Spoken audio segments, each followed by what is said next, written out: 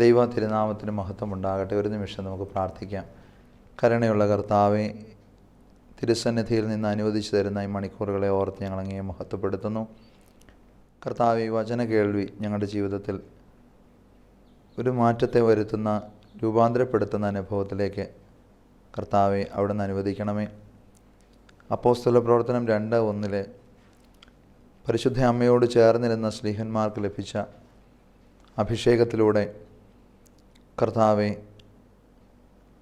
അവർ വൻകാര്യങ്ങൾ ചെയ്തതുപോലെ പരിശുദ്ധാത്മാവിനാൽ നിറച്ച് ഈ മണിക്കൂറുകളെ അവിടുത്തെ മക്കൾക്ക് ആവശ്യമുള്ള സന്ദേശങ്ങൾ വ്യക്തിപരമായി നൽകുവാൻ മനസ്സാകണമേ. തമ്പുരാനെ പറ്റ അമ്മയുടെയും സകല പരിശുദ്ധന്മാരുടെയും ശുദ്ധിമതികളുടെയും മാധ്യസ്ഥം വഴിയായി തന്നെ. ആമേൻ. ദൈവ തിരുനാമത്തിന് മഹത്വമുണ്ടാകട്ടെ. എത്രയും സ്നേഹമുള്ള ശാലോം TV പ്രേക്ഷകരെ, ദൈവ തിരുസന്നിധിയിൽ നിന്ന് നമുക്ക് അനുവദിച്ചു തരുന്ന ഈ മണിക്കൂറുകളെ ഓർത്ത് നമുക്ക് ദൈവത്തെ മഹത്വപ്പെടുത്താം. റോമാലേഖനം 9-ാം അധ്യായത്തിൻ്റെ 16-ാമത്തെ വാക്യം ഇങ്ങനെ പറയുന്നു: ആകയാൽ ആഗ്രഹിക്കുന്നവനാലുമല്ല, ഓടുന്നവനാലുമല്ല, കരുണയുള്ള ദൈവത്താലാണ് എല്ലാം സാധ്യമാവുക. നമ്മുടെ ആരുടെയും യോഗ്യതയോ ശ്രേഷ്ഠതയോ മികവോ വിദ്യാഭ്യാസ യോഗ്യതയോ ഒന്നുമല്ല ദൈവത്തിൻ്റെ തിരുസന്നിധിയിൽ നമ്മളെ ഇങ്ങനെ ഇരുത്തുക. ദൈവം കരുണ കാണിക്കുന്നു. ദൈവം വീണ്ടും നമുക്ക് അവസരങ്ങൾ തരുന്നു. ദൈവം വീണ്ടും നമ്മളെ ചേർത്ത് പിടിക്കാൻ ആഗ്രഹിക്കുന്നു എന്നൊക്കെ ഇതിൽ നിന്ന് നമ്മൾ മനസ്സിലാക്കേണ്ടിയിരിക്കുന്നു. പലപ്പോഴും പലരും പറഞ്ഞു കേൾക്കാറുള്ള സങ്കടമാണ്, പങ്കുവെക്കാറുള്ള വേദനയാണ്. ജീവിതത്തിൽ ഇടപെടുന്ന മേഖലകളിൽ പലപ്പോഴും പരാജയം നേരിടുന്നു, അല്ലെങ്കിൽ വിജയം വരിക്കാനായിട്ട് സാധിക്കുന്നില്ല എന്നുള്ളത്. പലരും പ്രാർത്ഥനാ വിഷയങ്ങളുമായിട്ട് അച്ഛന്മാരുടെ അടുക്കലൊക്കെ വന്ന് വേദനയോടെ പങ്കുവെക്കാറുള്ളൊരു വിഷയമാണ്. തിരുവചനത്തിൻ്റെ അടിസ്ഥാനത്തിൽ നമുക്കതിനെ പരിശോധിക്കുമ്പോൾ ഉൽപ്പത്തി പുസ്തകം 37-ാം അധ്യായം മുതൽ 45 വരെയുള്ള അധ്യായങ്ങളിൽ ഒരു കുടുംബത്തിൻ്റെ ചരിത്രവും ആ ചരിത്രത്തിലൂടെ കടന്നു പോകുന്ന അനേക സംഭവങ്ങളും കൂട്ടി വായിക്കുമ്പോൾ ഒരു വിജയത്തിലേക്ക് ഒരു വ്യക്തി, ഒരു കുടുംബം എത്തിച്ചേരാൻ എന്തെല്ലാം നിലപാടുകൾ എടുക്കണം, ഏതെല്ലാം വഴിയിലൂടെ യാത്ര ചെയ്യണമെന്ന് വ്യക്തമായിട്ട് വെളിപ്പെടുത്തിയിട്ടുണ്ട്. ഉൽപ്പത്തി പുസ്തകം 37-ാം അധ്യായം മുതൽ 45 വരെയുള്ള അധ്യായം യാക്കോബിൻ്റെയും മക്കളുടെയും ചരിത്രമാണ്. യോസേഫിൻ്റെ ചരിത്രമാണ് 37-ാം അധ്യായം മുതൽ 45 വരെയുള്ള അധ്യായങ്ങൾ കാണുക.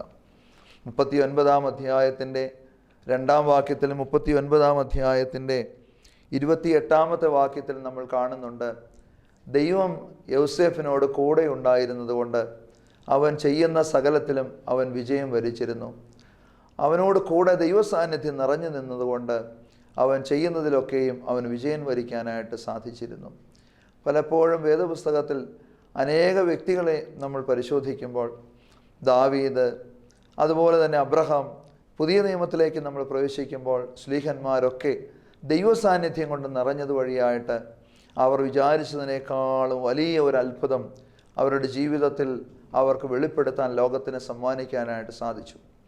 നമ്മുടെയൊക്കെ ജീവിതത്തിൽ വിജയം വരിക്കാനായിട്ട് ദൈവസാന്നിധ്യം കൊണ്ട് നിറഞ്ഞേ മതിയാകും.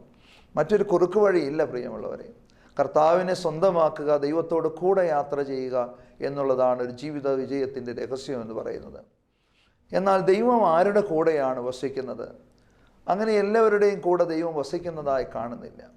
നമുക്ക് കാണാനായിട്ട് സാധിക്കും, ന്യായാധിപന്മാരുടെ പുസ്തകത്തിൽ ശിംശോൻ്റെ കൂടെ എപ്പോഴും ദൈവമുണ്ടെന്ന് ശിംശോൻ പ്രതീക്ഷിച്ചു. പക്ഷേ ചില സന്ദർഭങ്ങളിലൊക്കെയും ദൈവ സാന്നിധ്യം അവൻ്റെ അടുത്ത് നിന്ന്, അവൻ്റെ കൂടെ നിന്ന് നഷ്ടപ്പെട്ടു പോയി. ഇസ്രായേൽ ജനത്തെക്കുറിച്ച് നമ്മൾ കാണുന്നുണ്ട്. ജെറീഹോ കോട്ട പിടിച്ചെടുത്ത ജനം ഹായി പട്ടണം പിടിച്ചെടുക്കാൻ പരിശ്രമിക്കുമ്പോൾ ദൈവസാന്നിധ്യം അവരുടെ കൂടെയില്ല. ജെറീഹോ കോട്ട പിടിച്ചെടുത്തപ്പോൾ അവർക്ക് വിജയമുണ്ടായി. ഹായി പട്ടണം പിടിച്ചെടുക്കാൻ പോയപ്പോൾ അവർക്ക് തോൽവിയുണ്ടായി. അപ്പോൾ എപ്പോഴും ദൈവസാന്നിധ്യം ഒരു വ്യക്തിയുടെ, ഒരു കൂട്ടത്തിൻ്റെ മധ്യത്തിൽ വസിക്കുന്നില്ല എന്ന് നമുക്ക് കാണാൻ സാധിക്കും. അങ്ങനെ ദൈവം കൂടെ വസിക്കണമെങ്കിൽ തിരുവചനം പറയുന്ന ചില നിലപാടുകൾ നിൻ്റെ ജീവിതത്തിൽ എടുക്കേണ്ടതായിട്ടുണ്ട്. ചില നിലപാടുകൾ നിൻ്റെ ജീവിതത്തിൽ എടുത്താൽ മാത്രമേ ദൈവസാന്നിധ്യം നിൻ്റെ കൂടെ പോരുകയുള്ളൂ. നമുക്ക് കാണാനായിട്ട് സാധിക്കും 37-ാം അധ്യായത്തിൽ നമ്മൾ വായിച്ചു തുടങ്ങുമ്പോൾ ഇങ്ങനെ ഒരു ശുദ്ധനായ പരമാർത്ഥതയുള്ള യൗസേഫിൻ്റെ ചില ജീവിത യാത്രയെക്കുറിച്ചാണ് കാണുക. അതിൽ നമുക്ക് കാണാനായിട്ട് സാധിക്കുന്നത് ഇങ്ങനെയാണ്: തൻ്റെ സഹോദരന്മാരോട് അവരുടെ വീഴ്ചകളെക്കുറിച്ച് അത് നോക്കിക്കണ്ടിട്ട് അപ്പൻ്റെ അടുക്കൽ നിരന്തരമായി ചെന്ന് പറഞ്ഞുകൊണ്ടിരുന്നതായ യൗസേഫ്, ഏറ്റവും ഇളയ പുത്രൻ എന്ന രീതിയിൽ യൗസേഫിനെ യാക്കോബ് വല്ലാണ്ട് സ്നേഹിച്ചു എന്ന് കാണുകയാണ്. പിന്നീട് അവന് വെളിപ്പെടുത്തപ്പെട്ട 2 സ്വപ്നങ്ങളെക്കുറിച്ച് ശുദ്ധതയോടെ പറയുമ്പോൾ, ഒന്നാമത്തെ സ്വപ്നം പറയുമ്പോൾ തന്നെ യാക്കോബ് അവനെ ശാസിക്കുന്നുണ്ട്. വീണ്ടും അവൻ രണ്ടാമത്തെ സ്വപ്നം കാണുമ്പോൾ ശുദ്ധതയോടെ പോയി വീണ്ടും അത് പറയുന്നുണ്ട്. ആ സഹോദരന്മാർക്ക് തന്നോട് അസൂയുള്ള അവസ്ഥയും സാഹചര്യമൊക്കെ അവനറിയാം. എങ്കിലും അവൻ വീണ്ടും വീണ്ടും ആ ശുദ്ധതയോടെ ഇത് പോയി വെളിപ്പെടുത്തുകയാണ്. പ്രിയമുള്ളവരെ, ഇത് വായിച്ചു വരുമ്പോൾ ഏറ്റവും എളിയ ചിന്തയിലൂടെ എനിക്കിങ്ങനെ തോന്നാറുണ്ട്, എത്രയോ പരമാർത്ഥതയുള്ള ഒരു ശുദ്ധനായ ഒരു മനുഷ്യനായിരുന്നു യൗസേപ്പ്. അവൻ്റെ മനസ്സിലൊരു ശുദ്ധമായ ഒരു മനസ്സുണ്ടായിരുന്നു, ശുദ്ധതയുള്ളൊരു മനസ്സാക്ഷി ഉണ്ടായിരുന്നു. ഇത് തന്നെ നമുക്ക് കാണാൻ സാധിക്കും. ഈ ഒരു ഏറ്റവും പ്രധാനപ്പെട്ട ഗുണമാണ് യൗസേഫിൻ്റെ ജീവിതത്തിൽ ദൈവസാന്നിധ്യം നിറയാനായിട്ടുള്ള ഒന്നാമത്തെ കാരണമായി തീർന്നത്. യൗസേഫിൻ്റെ ജീവിതത്തിൽ ദൈവസാന്നിധ്യം കൊണ്ട് നിറയാനുള്ള ഒന്നാമത്തെ കാരണമായി തീർന്നത് അവൻ്റെ ഈ ദൈവസന്നിധിയിലുള്ള പരമാർത്ഥതയുള്ള മനസ്സും ശുദ്ധതയുള്ള സ്വഭാവവുമാണ്. നമുക്ക് കാണാനായിട്ട് സാധിക്കും, മുന്നോട്ട് യാത്ര ചെയ്യുമ്പോൾ തൻ്റെ സഹോദരന്മാരുടെ ആ ക്ഷേമം അന്വേഷിച്ച് വരുവാനായിട്ട് യൗസേഫിനെ ചുമതലപ്പെടുത്തുന്ന യാക്കോബ്, അവൻ പോയി ആ അപ്പൻ്റെ മക്കളെ അല്ലെങ്കിൽ സഹോദരന്മാരെ തേടി അന്വേഷിച്ചലയുമ്പോൾ അവൻ പറഞ്ഞയച്ച സ്ഥലത്ത് സഹോദരന്മാരെ കാണുന്നില്ല. പിന്നീട് അങ്ങോട്ട് ഈ സഹോദരന്മാരെ തേടിയുള്ള അലച്ചിലാണ് നമുക്ക് കാണാൻ സാധിക്കുക. അവസാനം തൻ്റെ സഹോദരങ്ങളെ അവൻ വഴിയിൽ വെച്ച് കണ്ടെത്തുകയാണ്. പ്രിയമുള്ളവരെ, സത്യത്തിൽ ഇത് വായിക്കുമ്പോൾ നമുക്ക് ധ്യാന വിഷയമാക്കാനുള്ളത്, ഈ ഭാഗം വായിക്കുമ്പോൾ നമ്മുടെ മനസ്സിലേക്ക് കടന്നു വരാനായിട്ടുള്ളത്, പരമാർത്ഥതയുള്ള ഹൃദയത്തോടൊപ്പം തന്നെ സഹോദരന്മാർക്ക് വേണ്ടി ത്യാഗമെടുക്കുന്ന, സഹോദരന്മാർക്ക് വേണ്ടി അല്പം കഷ്ടതയെടുക്കാൻ തയ്യാറുള്ള ഒരു വ്യക്തിയുടെ കൂടെയാണ് ദൈവം വസിക്കുക എന്നുള്ളതാണ്. പലപ്പോഴും നമ്മുടെ രക്ഷയെക്കുറിച്ചും നമ്മുടെ നിത്യതയെക്കുറിച്ചുമൊക്കെ നമുക്ക് വല്ലാണ്ട് ബോധ്യങ്ങളുണ്ട്. നമ്മുടെ രക്ഷയെക്കുറിച്ച് നമ്മൾ ഒത്തിരി പ്രാർത്ഥിക്കുന്നവരാണ്, നമ്മുടെ വിശുദ്ധിക്ക് വേണ്ടി നമ്മൾ പ്രാർത്ഥിക്കുന്നവരാണ്. പക്ഷേ നമുക്ക് ഉൽപ്പത്തി പുസ്തകത്തിൽ തന്നെ കാണാനായിട്ട് സാധിക്കും, ഹാബേലിനെ കൊല്ലുന്ന സന്ദർഭത്തിൽ ദൈവം കായനോട് ചോദിക്കുന്നുണ്ട്, നിൻ്റെ സഹോദരൻ ഹാബേൽ എവിടെ? പലപ്പോഴും നമ്മൾ ഏൽപ്പിച്ചിരിക്കുന്ന ചില വ്യക്തികളുടെ രക്ഷയും ചേർത്ത് വയ്ക്കുമ്പോഴാണ് നമ്മുടെ രക്ഷ പൂർണ്ണമായി തീരുക. പിതാവാം ദൈവം നിയോഗിച്ച ആ വലിയ നിയോഗത്തിൽ കർത്താവ് പറയുന്നുണ്ട്, എന്നെ അയച്ച പിതാവ് ആഗ്രഹിക്കുന്നത് എന്നെ ഏൽപ്പിച്ചവരാരും നഷ്ടപ്പെട്ടു പോകരുതെന്നുള്ളതാണ്. ദൈവത്തിൻ്റെ മക്കൾ ആരും നഷ്ടപ്പെട്ടു പോകരുതെന്നാണ് പിതാവാം ദൈവം ആഗ്രഹിക്കുന്നത്. അത് പുത്രൻ തമ്പുരാൻ വെളിപ്പെടുത്തുന്നുണ്ട് പലപ്പോഴും. അപ്പോൾ നമ്മളൊക്കെ പലപ്പോഴും പലരുടെയും രക്ഷയ്ക്ക് വേണ്ടി നിലപാടെടുക്കേണ്ട വ്യക്തിത്വങ്ങളാണ്, പലരുടെയും രക്ഷയ്ക്ക് വേണ്ടി ത്യാഗമെടുക്കേണ്ട വ്യക്തിത്വങ്ങളാണ്. സഹോദരന്മാരെ തേടി അലഞ്ഞ് ത്യാഗമെടുക്കുന്ന യൗസേഫ്, അതുപോലെ നമ്മുടെ ജീവിതത്തിൽ നമ്മുടെ കൂടപ്പിറപ്പുകൾക്ക് വേണ്ടി, ജീവിത പങ്കാളികൾക്ക് വേണ്ടി, മക്കൾക്ക് വേണ്ടി, മാതാപിതാക്കൾക്ക് വേണ്ടി, അവരുടെ രക്ഷയിലേക്ക് അവരെ കൊണ്ടുവരാൻ വേണ്ടി എന്ത് നിലപാടെടുക്കാൻ നമുക്ക് സാധിച്ചിട്ടുണ്ട്? എത്രയോ നല്ല നിലപാടുകൾ എടുത്തെങ്കിൽ ഒരുപക്ഷെ മദ്യപിക്കുന്ന ഒരു ഭർത്താവ് നമുക്കുണ്ടാകും.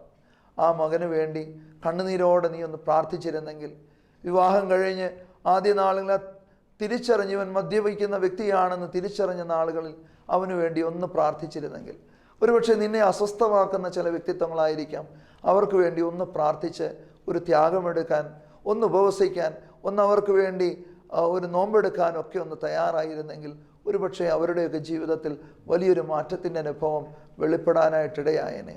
പക്ഷേ പലപ്പോഴും നമുക്ക് നമ്മുടെ വ്യക്തിപരമായ കാര്യങ്ങൾ അല്ലെങ്കിൽ സ്വാർത്ഥതയോടെയുള്ള പ്രാർത്ഥനയായതുകൊണ്ട് ഇതിനൊന്നും പലപ്പോഴും സാധിക്കാറില്ല. അപ്പോൾ യൗസേഫിന് സഹോദരന്മാരെ അന്വേഷിക്കാൻ, അവരെ അന്വേഷിച്ച് ത്യാഗമെടുക്കാനുള്ള ഒരു മനസ്സുണ്ടായിരുന്നു.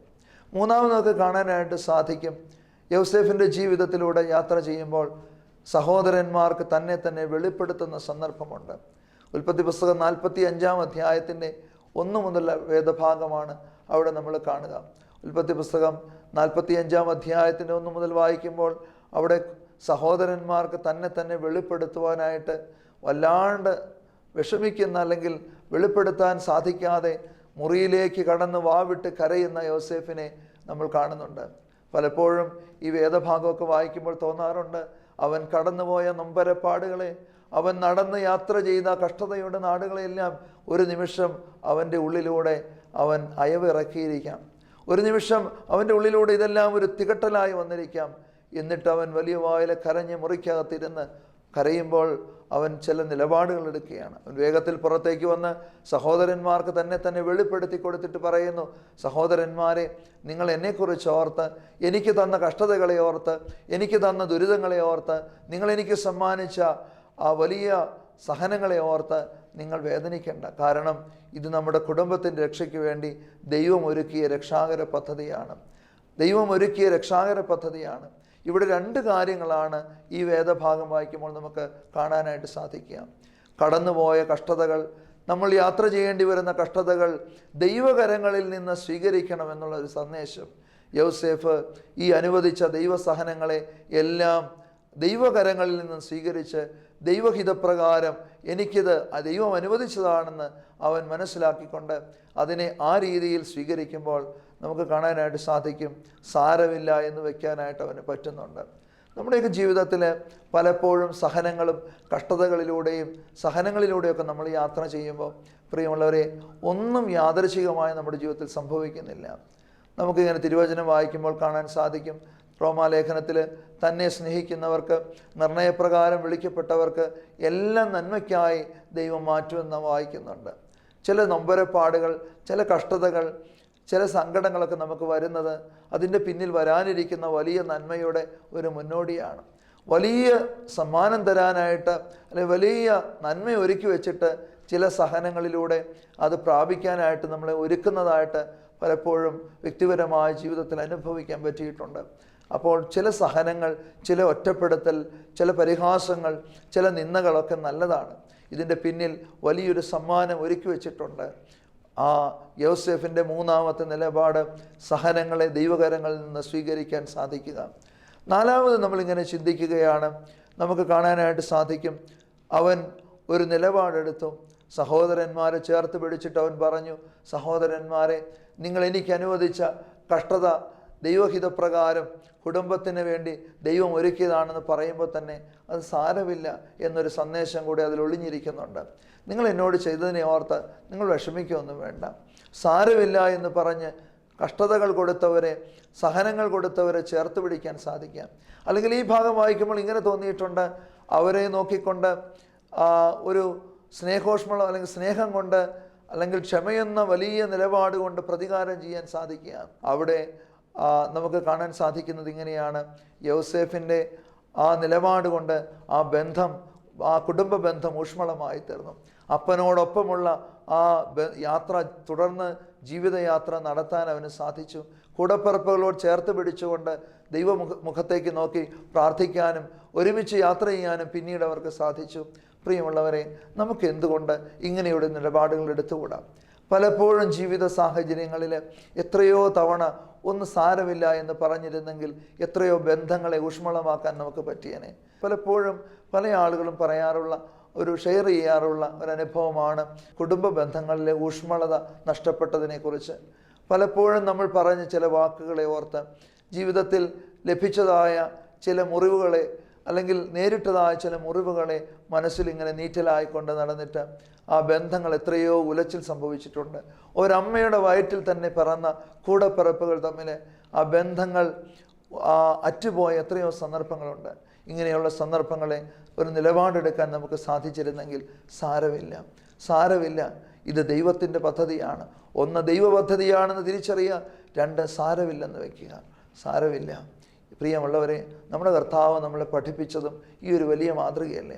നമ്മൾ ഈ പീഡാസഹനമൊക്കെ ധ്യാനിച്ച് നമ്മളിങ്ങനെ ഉയർപ്പിൻ്റെ പെരുന്നാളൊക്കെ കഴിഞ്ഞ് മുന്നോട്ട് യാത്ര ചെയ്യുമ്പോൾ പീഡാസഹനത്തിലൂടെ കടന്നുപോയ ഒരു വ്യക്തിക്ക് ഈ നിലപാടെടുക്കാൻ കഴിയേണ്ടതല്ലേ?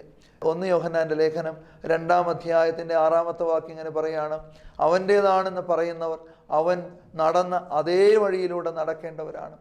പത്രോസ്ലീഹ പറയാണ്, ക്രിസ്തുവാകട്ടെ നാം അനുകരിക്കേണ്ടതിന് ഒരു നല്ല മാതൃക നമുക്കായി വെച്ചു പോയിരിക്കുന്നു. അപ്പോൾ നമ്മുടെ കർത്താവ് നമ്മളെ പഠിപ്പിച്ചത് കുരിശിൽ കൊടന്ന് നൊമ്പരപ്പെടുമ്പോഴും കല്ലെറിഞ്ഞവരെ നോക്കി അവനെ ഒറ്റപ്പെടുത്തിയവർ, കുരിശിക്കുക നട്ടഹസിച്ചവർ, അവനെ ന്യായം വിധിക്കുന്നവന് എല്ലാവരെയും നോക്കി, അവനെ പരിഹസിച്ച തുപ്പിയവരെ നിന്ദിച്ചവരെ നോക്കിക്കൊണ്ട് സാരമില്ല എന്ന് പറയാൻ നമ്മുടെ കർത്താവ് നമ്മളെ പഠിപ്പിച്ചെങ്കിൽ അതൊരു അനുകരണീയമായ മാതൃകയാക്കി മാറ്റേണ്ടതല്ലേ? നിർഭാഗ്യവശാൽ നമ്മുടെ എല്ലാം ആധ്യാത്മിക ജീവിതത്തിൽ ഈ നിർമ്മലതയും ഈ സഹിക്കുവാനുള്ള മനസ്സും കഷ്ടതകളെ ദൈവകരങ്ങളിൽ നിന്ന് സ്വീകരിക്കാനുള്ള ഒരു മനോഭാവവും അതുപോലെ സാരമില്ല എന്ന് ഉപദ്രവിക്കുന്നവരെ നോക്കിക്കൊണ്ട് പറയാനുള്ള ഒരു മനഃശക്തിയൊക്കെ നമുക്ക് നഷ്ടപ്പെട്ടിരിക്കുന്നു.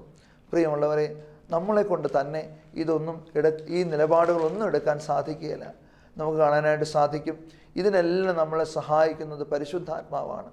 റോമാലേഖനം 8-ാം അധ്യായത്തിൻ്റെ 26-ാമത്തെ വാക്യം വായിക്കുമ്പോൾ നമ്മൾ കാണുകയാണ്, ബലഹീനതയിൽ ആത്മാവ് നമ്മെ സഹായിക്കുന്നു, വേണ്ടതുപോലെ പ്രാർത്ഥിക്കേണ്ടത് എങ്ങനെയെന്ന് പോലും നാം അറിയുന്നില്ല. അപ്പോൾ സത്യത്തിൽ ഇങ്ങനെയൊക്കെയുള്ള നിലപാടുകൾ എടുക്കണമെങ്കിൽ ഒരു വ്യക്തിക്ക് തന്നെ സാധിക്കുകയില്ല.